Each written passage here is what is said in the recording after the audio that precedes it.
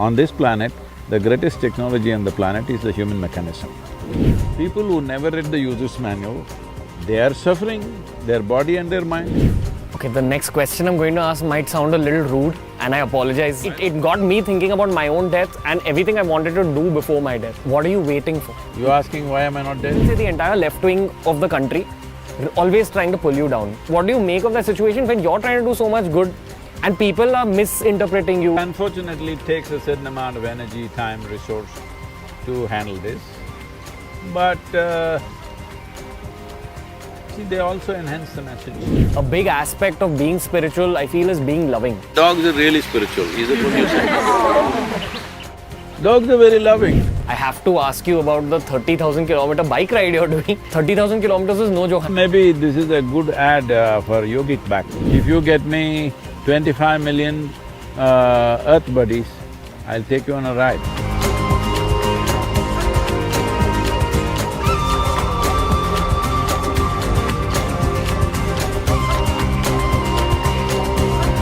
I think this has already become one of the most fascinating moments of my life, being in the middle of nature, speaking with you. So, you know, I last spoke to you in like this in 2018. I feel like I was a child back then. I feel I'm a little older of a child now. But that night, I mean, that conversation had such a deep impact on me because of the things you answered my questions with. Like the answers you gave me the answers I needed exactly at that point in time. And that night, I actually had a dream about you. This time I'll treat you like an adult, okay? happy to just be next to you and be talking to you. Doesn't matter how you treat her. This is the thing with me. Even if they're 70 years of age, I treat them like children and they slowly become like that with me. That is the whole thing. With time, people are getting crusted. That is the whole thing about life, that you don't get crusted and rusted just because of time. No, I agree. So I'll still treat you as a child, okay? Happy and honored to. Happy and honored to be treated like a child. Sadhguru, it just breaks my heart that I'm having such a beautiful moment here with you, and our world is in the middle of a war right now. Not the world, only two nations. Two nations? No, it's very important we don't exaggerate this, because we should never move into that thing about two world wars have happened. We should never ever move in that direction. Conflict should not happen, but in case it happens, at least it must be contained. Everybody should not jump into it. What do you think goes on in those few men's minds, you know, the ones who are the decision makers? Why would you consciously choose to go to war? It can't just be for economic reasons, there has to be a thought of ego as well, I feel. See, these are very superfluous judgments, but we must understand all this is rooted in our strong sense of identity, and we want our identity to dominate somebody else's identity. So nationhood is a very strong identity. The identity is consciously built and encouraged to a point that you're willing to shed your life for your nation, which is always considered a great virtue, right? If I'm willing to shed my life for my nation, I'm also willing to take your life for that. That is a natural process. Whether it is nation, race, religion, caste, creed, or even your individuality, if you're unnecessarily identified, you will get into unnecessary levels of friction and conflict. Sadhguru, but isn't identity just another word for ego? Like I've constantly been thinking lately a lot about this concept of ego. The more you think about… See, when you say it's a concept of ego, that means you made it up. Why do you make it up? Okay, fair. My follow-up question… I didn't make it up, so I don't have it. These are the kind of answers that just play with my head, okay? And I'm not ready for the next question yet, but I'm still gonna throw it at you. So, okay, the next question, honestly, is the other kind of concept that fascinates me a lot in this world and kind of still makes me feel bittersweet about the times that we live in. It's this concept of Gen Z, which is Generation Z, which means kids that are roughly born after 97. Wait. If you're Generation Z, don't ever say that, because that means you're the last generation. So that's one thing I'm trying to avoid, that you should not be the last generation. What does Gen Z mean? Huh? So Z is the last word, last alphabet. I think culturally I am a millennial because I'm born pre-97. I am also 20th century millennial. No, I think so. Which millennia are you talking about? I think those are the cultural kind of terms given to. All right, but don't use the word Gen Z. That means you are the last generation. Please don't be that. Okay, We'll call fine, you Gen fine. Gen A. Okay. I think the next one's called Gen Alpha. Just we go back to the start. Oh, okay, it's a circular movement of alphabets. So I work. Once you learn the alphabets, you must go into words. Once you get the words, you must go into sentences. Once you go into sentences, you go into literature. Okay, don't keep on repeating the alphabets, man.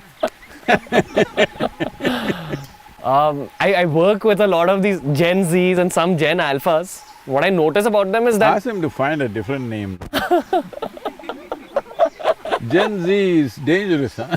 It means you're the last generation, don't do that. Yeah, I think it's a cool sounding name, maybe in our heads as youth. But anyway, so the one thing I notice about them is that they're incredibly intelligent, far more intelligent than my generation was at that age, 17, 18. And you talk to some 13, 14-year-olds and they're even smarter than this Gen Z generation. So I look at them as like both blessed and slightly cursed. Cursed because we're living in the times of the virus. We're living in the times of this particular incident we spoke about, like the war. And then we're also living in the times of ecological damage. The good thing about Gen Z and Gen Alpha is that they're way more environmentally conscious, they're way more intelligent, they're way more strategic. They know how to use technology, design, social media much better. But I'm very curious to kind of think of their trajectory in this world. What kind of world are they heading into? See, every generation thinking they are special is a very bad thing. Unfortunately, every generation thinks they are special. So we come from the 60s. The 60s generation thought they are really special people, all right? And they became a disaster. Don't go in that direction because this thing thinking this generation is more intelligent, that generation is more conscious, it's not like that. Because by doing that, you're shirking your individual responsibility. What do you mean?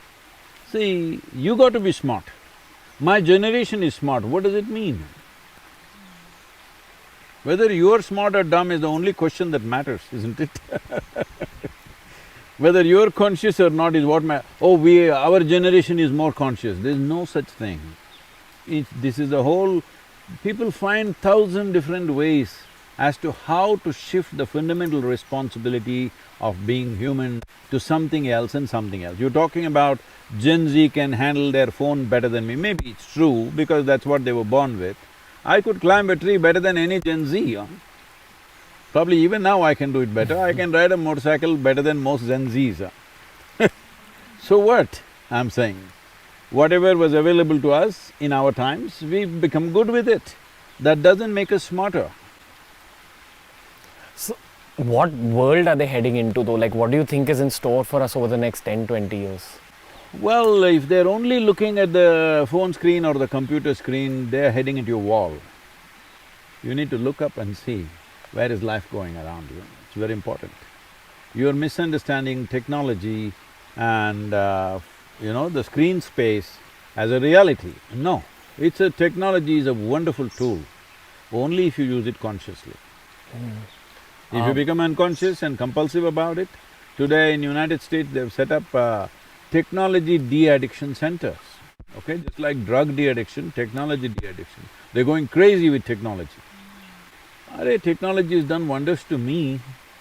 We're doing 100 times the work that we were doing maybe 15, 20 years ago, simply because of technology. I think it's a great thing, but somebody else is suffering that. Human beings are even suffering their own brains, isn't it? If they didn't have a brain, they would be peaceful. Because they have a brain, they're saying stress, stress, stress. Because you don't know how to handle the highest technology which is here. On this planet, the greatest technology on the planet is the human mechanism. People who don't know how to handle it, people who never read the user's manual, they are suffering, their body and their mind. I have two follow-up questions to this. Yes, sir.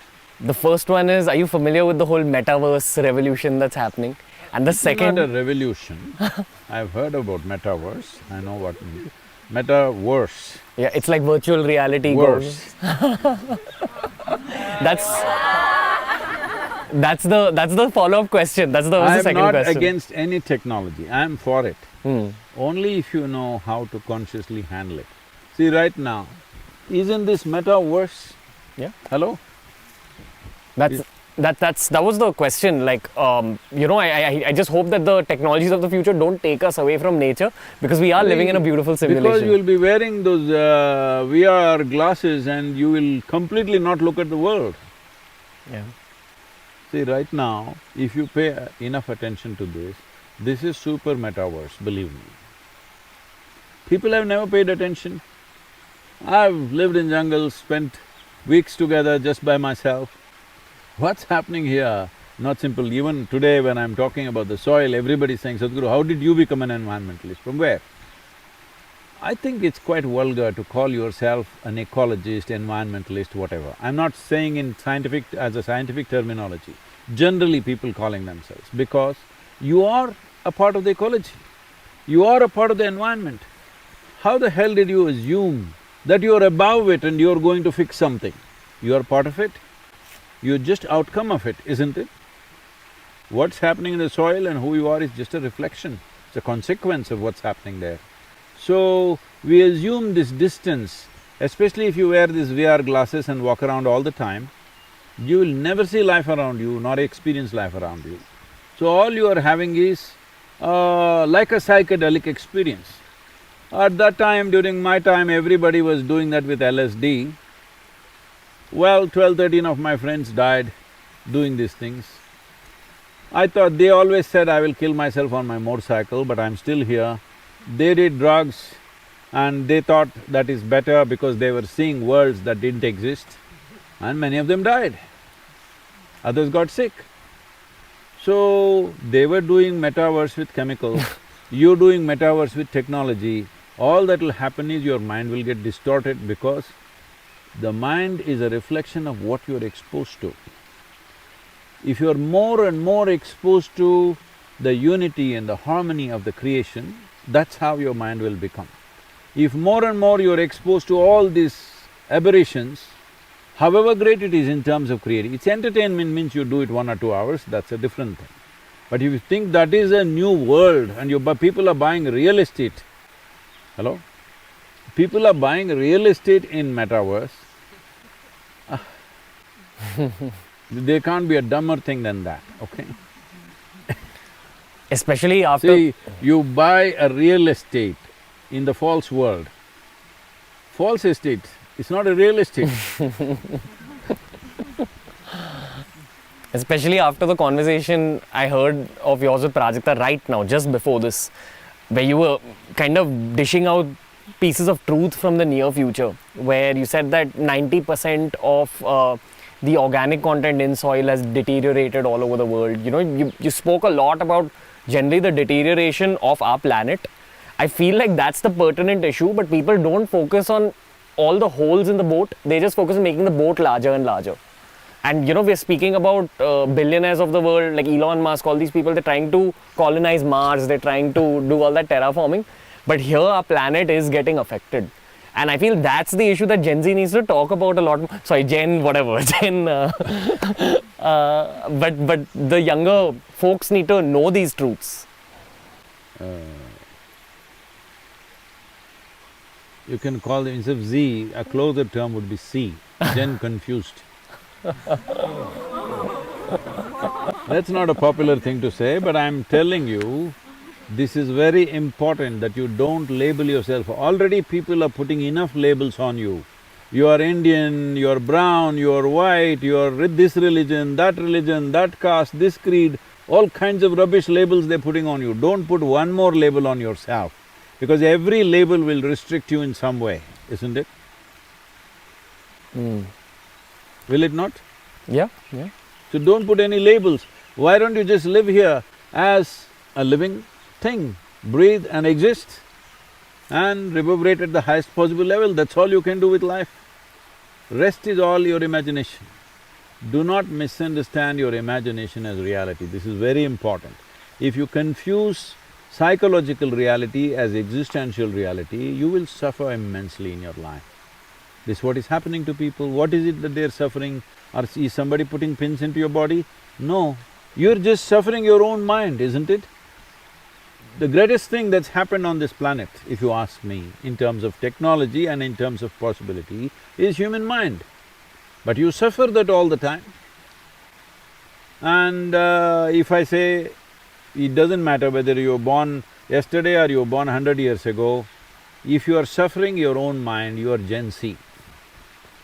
Yeah. How do we get people generally to just be a part of this safe soil movement? After your chat with Prajakta, I have understood the significance of it. But my question, maybe this is a capitalistic question, but how do we actually grip people's attention and tell them, listen, this is what's wrong with the planet? See, first thing is, the younger generation needs to understand food comes from land. Your body that you carry, which matters to you, this comes from land, this is land. This is called human because this is a consequence of the humus in the land. So take some time to find out how much humus is left wherever you are. You're living in a city, everything is paved, all right? Paved land and plowed land, disaster on the planet. It is very important, soil is a recycle all the time. Dead life is going into it and life is coming out of it. The most miraculous thing about soil is this.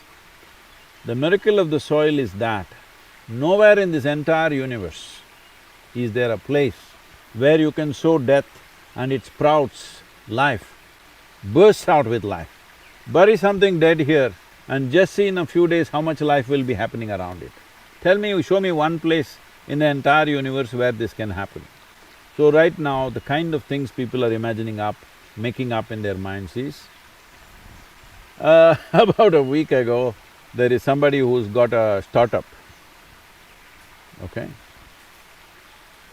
If you pay $1.7 million to him, when you die, you can book it right now. When you die, whenever you die, they will take your body and leave it in the space. Because there's no oxygen out there and there's no microbial life, your body will not rot, it'll just remain the same way. For millions of years, your body can float around in the space. Maybe you can catch a ride on some spaceship. I'm saying, the body that you carry is essentially soil. If you did not do anything eco-friendly, at least when you die, you must put it back where it belongs. Hello? That's the simplest thing you can do. But today, they're putting them in boxes and preserving them in buildings, like parking lots they've built for people to be stored in boxes. This box belongs to your grandmother, you can go and put flowers there. What is the point of preserving a dead body? It must go back, because we have no business, it's a loan that we have taken. We have to put it back when our job is done, isn't it? So, doing these kind of things is all coming from the ignorance of how life happens. Life, if you utter the word carbon, everybody thinks something noxious, something poisonous today because of so much talk happening in the social media about carbon, carbon dioxide, carbon monoxide. Carbon is life. You and me are carbon life. This tree is carbon life. Every animal is carbon life, isn't it? This entire world, life, the fundamental material for life is carbon-based. And right now, what you call as life on one level is just a whole carbon cycle. If there is a chain which is making something, let's say motorcycles have chains, these days these chains that we have today on these motorcycles, modern motorcycles, they don't give us so much trouble. Otherwise, when I was riding motorcycle, every 500, 600 kilometers, you have to check your chain because it'll become loose. If you ride like that, it'll come off and cause a disaster for you, okay? Every 600 kilometers, 700 kilometers, you have to check it. 1,000 kilometers, you have to take off a link because the material was such. Today, modern chains are made in such a way, we're just not bothered, we're simply riding. There also you must maintain, but when you're on a single trip, you don't have to bother. So a chain any chain is a cycle, like that. Any chain is only as strong as an individual link. You don't have to break the whole chain. If you break one link, it's gone, right? Right now, this chain, the carbon chain is going on, all right, to keep the life going. That's the only way life is going. But the agricultural soil on the planet, which is one big link in the chain, has become too weak. If that breaks, life is not going to be good. You can order from your food from Swiggy, Piggy, wherever you like it. But somebody has to cook it, right? Somebody is cooking the food. The delivery mechanism won't deliver it to you. Somebody is cooking the food, somebody is growing the food. Delivery can happen on technology app. Do not misunderstand the delivery as the source. You're eating food not because of a food app, you're eating food not because of a store, you're eating food not because of your kitchen, you're eating food only because of the richness of the soil. If you don't understand this, we will pay a serious price. Unfortunately, in the last 30-40 years, we have missed this point and caused enormous damage to the soil, where 62% of India's soil has less than 0.5% organic content. This is on the verge of desertification. We are partners with UNCCD, the UN agency to combat desertification. This is the biggest concern right now. The world is turning into a desert. If people don't understand how it turns into a desert, Saudi Arabia means you see a desert, right? 10,000 years ago, it was a rainforest. Gujarat was a, well-endowed forest. Rajasthan was a forest. When the Saraswati river flowed on the surface, all these were forests. The moment it was deprived and certain things changed and people did not understand what was happening, they all turned into harsh deserts. This is what will happen. It is not that tomorrow morning there'll be sand dunes in your neighborhood. That's not the point, because then you may think it's very romantic, you can go and sing a song there, like a movie star or something. That is not how it'll happen. Food production will slowly slide. It's not like one day suddenly there'll be no food. It slowly slides. Even today, for all of you young people who are well-to-do, who have choice of foods to eat, I want you to understand, every day, even today, 820 million people go to bed without food. It's expected by 2032, nearly 1.5 billion to 2 billion people will be going to bed without food. It's expected by 2045, nearly 3 to 3.5 billion people will be going to bed without food. Is that what you want to do? And what makes you think it won't be you? What is the guarantee? It's not you. You always think these things happen to somebody else. No, it'll happen to you and me. I've been reading a lot of historians' work like Graham Hancock, Yuval Noah Harari, and they keep talking about how history is so deep that there's no way we can even know what happened before 10,000 years or 20,000 years. So I always think that maybe there were civilizations that actually made some wrong moves from an environmental perspective, and Mother Nature came to bite back. Do you think this is another cycle, just like that? See, it has happened. Not on the scale it's happening now, because now it's global. Mayan civilization collapsed because they overfarmed. Mesopotamia, one of the greatest civilizations in the world between two rivers, that collapsed because of overfarming. Rome as a civilization collapsed because of overfarming. Because those days there was no massive transportation systems like railways or ships and things like that, once they could not grow food, that city would collapse. You are not growing any food in Mumbai, all right, but you can get food from all over the world. But how long do you think it'll work? Without the needed food growing around you, how long will it work? And once there is a shortage in that source, they will stop sending food to you. Already it's happening to many places. Okay, the next question I'm going to ask might sound a little rude, and I apologize. I'll also be rude, no problem. That's fine. You're allowed to be rude, yeah. But and I'm asking you this from the perspective of me studying a book called the Garud Puran lately, which speaks about death. So Oh, you're thinking what punishment I should get, is it? no. It got me thinking about my own death and everything I wanted to do before my death. So all these campaigns you're taking on, be it Save Soil, be it Kaveri Calling, are you doing it from a perspective of you want to create an impact in the next 20, 30 years? Because you're doing some extreme stuff like the 30,000 kilometer bike ride. It's harsh on anyone's body. So it gets me thinking that, firstly, Sadhguru, it's a two-pronged question. I'm very sorry if this is coming off as rude, but I'm curious. Do you ever think about your own, your own moment in time? And secondly, how do you… My moment in time, I am fully sorted out on that. Completely sorted out. I don't have such bother at all in life. Do you think about it at all? No, because I will decide that moment. I'm not thinking it'll happen like that to me. What are you waiting for? Like, why… You're asking why am I not dead? Why have you not chosen it yet? Well, still the water is flowing. People around me are still thirsty to know and to grow. If they show little boredom in front of me, I'll be gone. They better know that. Yes, that's how simple it is for me. People who sit in front of me, if they show boredom, they think, what is he talking about? Well, I'll be gone. Again, this is going to be a slightly rude question, I apologize to like everyone here. I see what you're trying to do. I've visited the ashram, I've come to Coimbatore, I've seen all the work that's going on, I've seen the energy of everyone.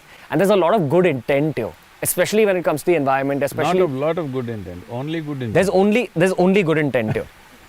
And you have people in the world of politics, people in the world of media, I would even say the entire left wing of the country, always trying to pull you down. I feel those same people, there's pockets of it which try to pull me down as well. And by the way, I'm called Gen Z Sadhguru, which is like, I feel embarrassed. But these kind of narratives are out there. So how do you perceive all that, sir? Like, what do you make of that situation when you're trying to do so much good and people are misinterpreting you, they're trying to pull you down? Because I'm actually asking you this from my own perspective, if I could learn something. See, if you are very clear that what you're doing is significant for every life around you, other people's opinion means nothing. But I'm saying for 30 years plus, they've been saying the same things. They're not even creative, they're not able to come up with anything new. All right, same things they are saying. But they've not gotten anywhere because they have no substance. There's no substance to anything that they have said. So, it's unfortunate that they are in that state. But what I see is every daily mystic quote is there, daily quote. All these people are just waiting. One thing that they don't understand, suddenly all of them will get together and make the Twitter trend. I'm so glad. Because every day they're reading my quotes, even people who are here are not reading. They're reading, okay. I am saying every day carefully they're reading my quote. The day they don't understand, they think I've made a mistake. And boom, they'll go. I'm glad. I have worked in prisons, both in India and United States. I have worked with hardcore criminals who have come for murder, rape, worst possible things that a man can do. For those things they have come. And I've seen significant transformation in their lives simply because of 2 days or 5 days of contact with me. These guys who are continuously following me, I'm very confident one day they will be very transformed. I wish them the best. But it's not just about the opinion, Sadhguru. I feel if you are in the middle of your own purpose, sometimes people will Yes, even… it unfortunately takes a certain amount of energy, time, resource to handle this. But see, they also enhance the message. Any publicity is good publicity. I don't think this is publicity, I've never looked for publicity. Actually, people may find this difficult to understand. I'm an extremely private person. really. I'm public because I consider all of them as part of myself, only in that sense. Otherwise, I'm not public in any sense. So, it takes a certain amount of, in your stride, a little bit of extra… It's like you're walking and somebody hangs onto your leg, you still have to walk, you walk, but they're lightweight. It's okay. I'm saying, whatever they've been doing for 25 years, they're not able to prove one point and say, okay, this has actually happened. How long will people believe this kind of trash endlessly? Slowly they're losing their traction, they're feeling stupid. Many of them have started following us in a positive way. Many journalists who… from yellow magazines and stuff, who started this whole scandalous thing about us, today they're all devotees here. Others will come. What do you think is that person's journey who has that much anger in their heart? See, some of them are genuinely angry because there is bitterness in them. From their own life? Yes, lack of being significant in the world. This is not just about me. They're attacking sports people, they're attacking actors, they're attacking artists. Anybody who's successful, they're attacking them because they're anti-success. They want to succeed, but they must have failed repeatedly in their lives, in everything that they do. Now anybody who is successful, they want to pull them down. Just tell me who's been spared, which arena of life has been spared. Politicians who are elected, they will pull them down. Sports persons who are very super successful, they pull them down. Spiritual people, of course, the thing is on. But they don't pull down all the spiritual people. If they're ineffective, if they're not a big success, they're not pulling them down, they're not disagreeing with them. Yeah. All right? So they're essentially, rankled by somebody's success, which shows lack of significance in their own life. I wish them success so that they can relax and be positive about life. So I'm very hopeful about India going forward as a country. I feel it'll be a change maker in this world. They say that India is the spiritual capital of this earth. I don't know if that's true. I would like to believe it. A big aspect of being spiritual, I feel, is being loving. And we're seeing so much me versus you in this country, as in not me versus you. I would not… Let's settle this. Who told you being spiritual is being loving? Isn't it about spreading love? Then get a dog, then dogs are really spiritual, is that what you say? Dogs are very loving, come on. I mean, Tell me yes or no. Yes, sir. They're very loving. So they're all spiritual? I don't So know. wag your tail all the time and you're spiritual? Please don't do that. But, sir, like, how do we get the country united? Because I feel that repeatedly our country has been invaded and affected and brought down because of this whole divide and rule policy. People caught on to the fact that we play a lot of me versus you. So again, for the next 20, 30 years, how do we work on that aspect of unity to build businesses, to build movements, to save soil, to help the environment? Because I feel that we've been given a gift to be born in this country and we're not valuing it enough as a unit. And there's too much ego, there's too much anger, there's too much hate, especially post the pandemic. So what's your advice here? See, don't judge the whole country by looking at a television screen or a social media platform. No, just walk around here, just walk around in this village or in the city. You don't find anybody in anger, you don't find anybody beating up somebody, do you? No, no such thing happening. Some incidents happen, 1.3 billion people, some incidents here and there happen, unfortunately. Lives are lost, injuries have been caused to other people, which definitely needs to be dealt with. There is no one way to deal with that, there is law enforcement, there is a certain sense of harmony in the society, all these things matter. These are not overnight jobs, this is something we need to strive for.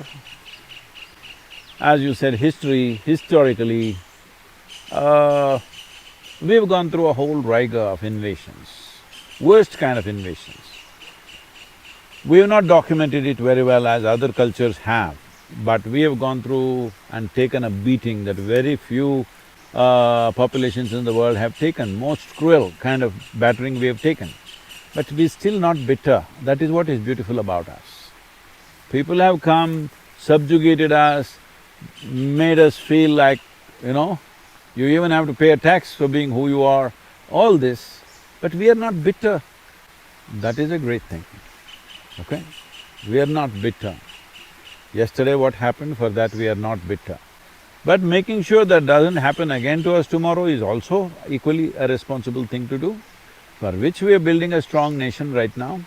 We should have done it sooner, it's 75 years now, but we're doing it.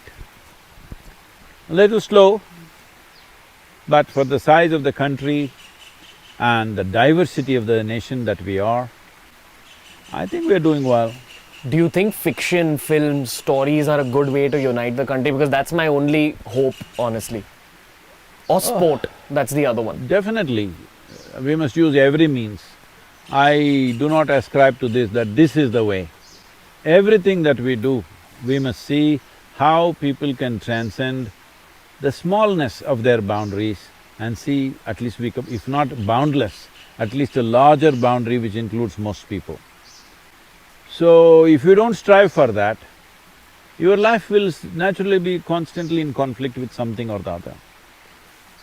For the well-being of the individual and the well-being of the society and the nation, it's very important that there is a larger identity with which we can move forward. It is happening, it is just that it's not being projected well. See, after the pandemic, you mentioned the pandemic, it was a serious hit, okay, especially in a country like ours. The economic cost has been so serious, most people don't understand. I'm in huge appreciation of the lowest level from the lowest level of worker. What I have seen is from a police constable, from a village official, to panchayat leaders and even political leaders and right up to the state governments and central government, what they have done in these 2 years, I bow down to them, really. You can go on picking what didn't go well, but in a country like ours where infrastructure is so minimal, the way we have delivered the vaccine solution and the way we have taken care of people, there have been aberrations, but such a large country with such little infrastructure, country like United States with such massive infrastructure and such massive amount of fund, see, they're still shaking, still shaking. I know you… So, every one of us must be in absolute gratitude because we don't know who did what, from the doctors, nurses, small, police constables, everybody strived to manage this. It's not a small thing. It is not a small thing. 1.3 billion people, this person speaks one language, that person speaks another language, dozens of languages, you can't communicate in one language to everybody. How to communicate a message, how to make them behave responsibly, how to even wear a mask. People are carrying, people's level of understanding is like this, people are carrying a mask in their pocket, they think it's like a driving license. When I ask them, where is your mask, you're coming so close? They say, I got it, Sadhguru, I got it in my pocket. Here in my hip pocket. I said, it doesn't work on your bum, you got to have it on your nose. I'm saying in this kind of country, to effectively manage a pandemic and come out of it successfully and having a thriving economy as we are having right now is not a small thing. So for this, it's not just one prime minister, one chief minister, one somebody. Everybody has strived, isn't it? From the smallest man to the biggest man, everybody has strived. Let us not go on giving endless negative commentary. Appreciate the nation. If you can't appreciate the administration, appreciate the nation. We've bounced back, right? It's not a small thing. Yes, sir. So, maybe I can ask you unlimited questions more, but I know, time is tight. I have to ask you about the 30,000 kilometer bike ride you're doing, which I find fascinating.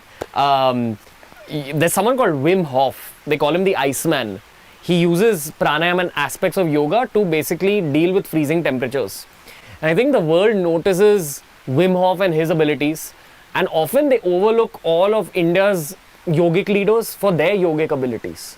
I know Wim Hof well, I've been in conversations with him, but I won't do any such feats.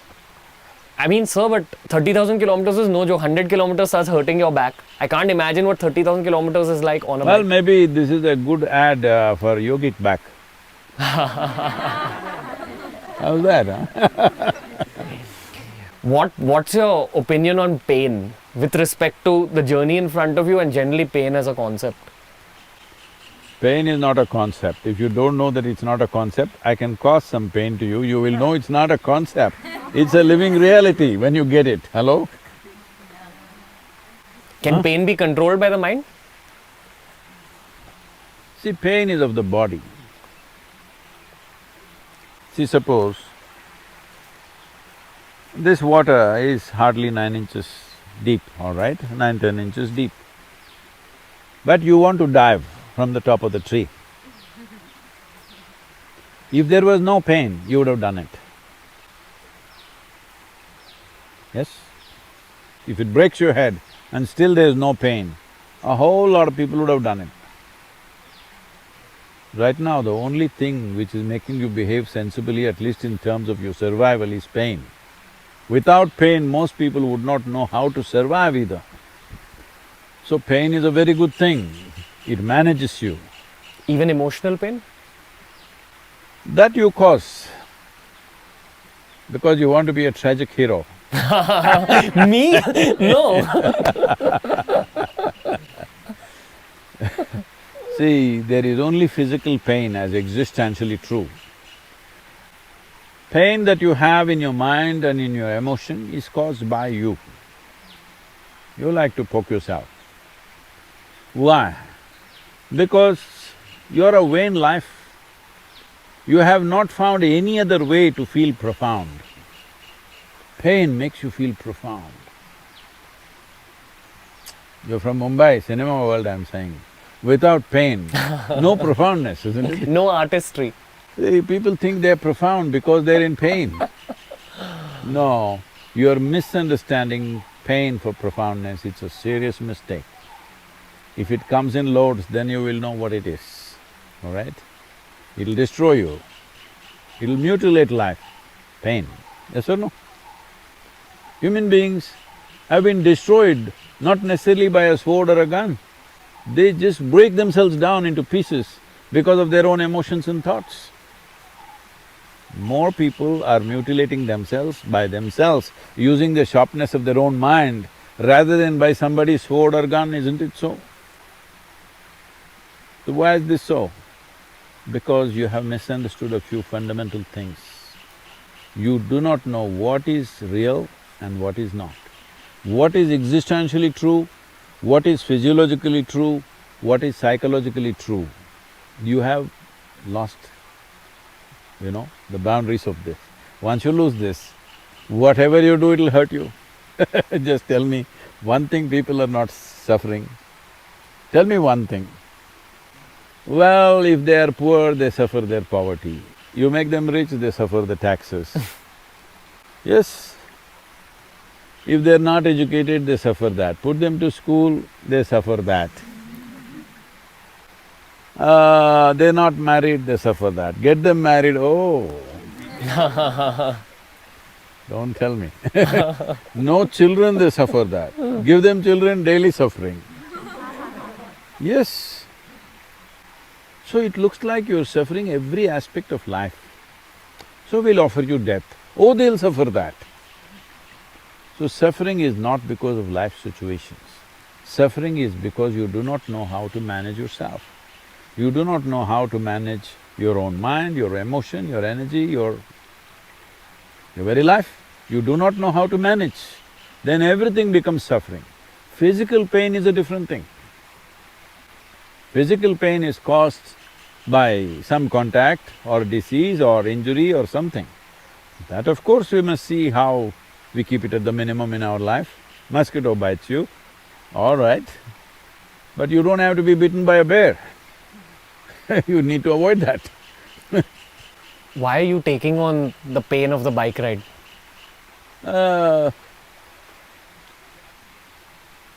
You are assuming that it's painful. It is risky, not painful, risky. One thing is, I'm riding in the winter, European winter, northern European winter, where it's snowing, probably roads are icy.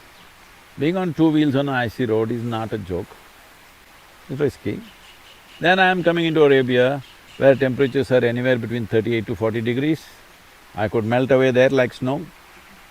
Then I'm entering India in the peak of Indian monsoons. Why someone like me? I can live a good life. I can live a very comfortable life because wherever I go, people will take care of me, any part of the world. What is the most exotic place you can think of? If I say I want to live in the Alps mountain, people will set up a home for me. I don't have to have a dollar only in my pocket. If I say I want to live in Himalayas, somebody will set up a wonderful place for me. If I say I want to live on the ocean, somebody will get a big yacht for me, I'm telling you.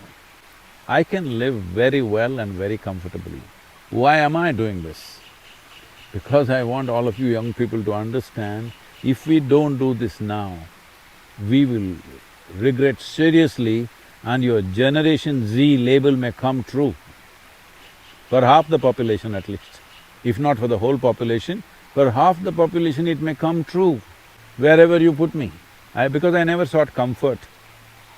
I've slept in the jungles, I've slept on the trees, I've bitten head to toe by insects. When I came back after 2-3 weeks of being in the forest, people wouldn't recognize me because head to toe insect bites. You can't recognize me, it's all like this, my face. But I didn't suffer. So I've never sought comfort, so I never suffered. But I've lived an extremely engaging and intense life. And my experience of life is in a way that I will not exchange this for anything in the universe. You give me anything, if you give me a mountain of gold, I will not exchange this. Just now, I was in United States in Los Angeles.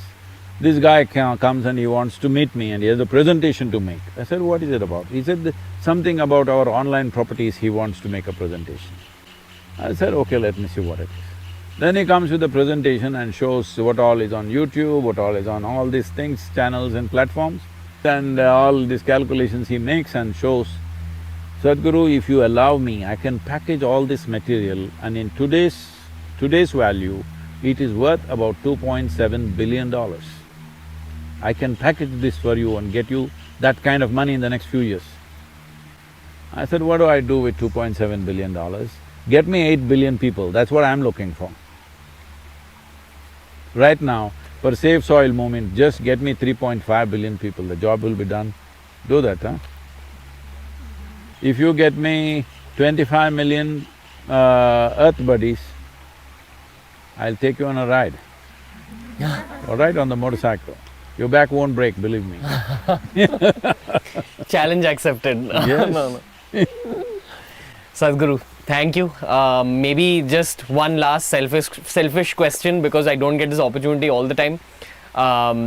Do you have any last piece of advice for me or whatever we're trying to do through this show? I know you've kind of got a gist of it through the questions, but just any last piece of advice for my team and myself. See, every generation is remembered for things they do, right? See, right now, after 15,000 years, we're still talking about Adi Yogi. Why? You think because he was tall or handsome or something? No, we're talking about him because of the offerings that he made to us, which is still relevant to us, isn't it? You remember a human being through history, either he did something terrible, then you remember him in a wrong way, or they did something with which our lives are still benefiting. As a generation, we have this opportunity, this is a one-time opportunity. In the next 10 to 15 years' time, if we bring about the policy change now, in the next 1 or 2 years, and it'll naturally take effect, in next 10 to 15 years' time, we will be remembered as a generation who turned the planet around. It was sliding down to a disastrous place and we turned it around. We will be remembered for that. You don't have to remember me because I don't care. whether you remember me or not. People ask me, Sadhguru, after your time, how would you like people to remember you? I said, if they are only thinking about me, obviously they're living bad lives. All right? If they forget me the moment I am dead, that means my work is successful, they're doing well, they're doing great. You always think it is ungratefulness which makes people forget. No, it's joy which makes people forget. You know?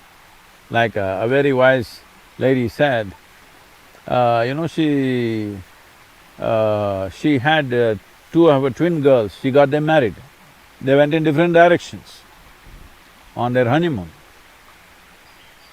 One girl who was a very loving, wonderful girl, never sent a message, never wrote, nothing. 2 months, no message from her. The other girl, every other day she was sending messages, wanting to call and talk to the mother. So somebody came and asked, how are you girls doing? She said about the other girl who never sent a message, one is doing really fine, other seems to be having some trouble with her husband. Okay. One who is happy doesn't turn back. One who is really going straight and fast won't look in the rear view mirror, right? So I don't want to be remembered. This is possible as a generation. Say for example, even today in this country, we always talk about the freedom movement, all right? That generation which fought for this nation. Maybe if you were there, you would have also fought. That's a different matter, but you were not there. Somebody fought. We will always remember them, isn't it? Always remember them. 75 years, we still remember them. I'm telling you, even if it's 500 years later, we will still remember the people who fought for this freedom of this nation, yes or no? Similarly, right now, the facts are not all out yet, we will bring this out in many ways. In how many ways we are at the point of disaster. But we have the opportunity to turn around. You don't have to go and fix the soil. You just have to make your voice loud and clear that enough people means 60% of the world's electorate must speak.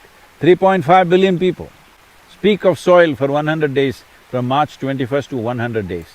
Do this, I will make sure every government in the world will bring soil-related policies into their policy system. I will do this because I am fully organized with that, UN agencies are with us, I am speaking at the COP15 in Ivory Coast, addressing 170 nations. We will do this, but people need to be there. If people don't care, why will the government do anything? Because the government is there only to manifest people's mandate, isn't it? If people's mandate is not about these concerns, they will not manifest that. That is the responsibility that you have. Use your Wi-Fi and a little bit of your brains. It helps. Thank you, Sadhguru. Namaskaram. Bow down to you and just thank you for the opportunity once again. Thank you.